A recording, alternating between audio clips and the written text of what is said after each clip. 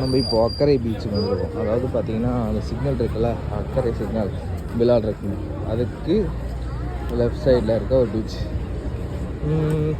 நல்லாயிருக்கும், private beach மாதிரி இருக்கும். பட் இப்போ ஓகே தான், நல்லா தான் இருக்கும். நிறைய பேர் இருக்காங்க, சூப்பராக இருக்கும்.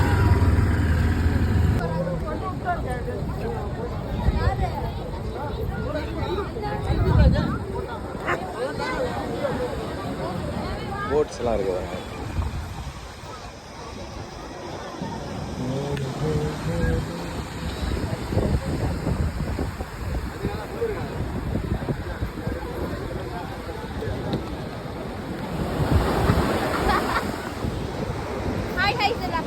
ஹாய் சொல்லு.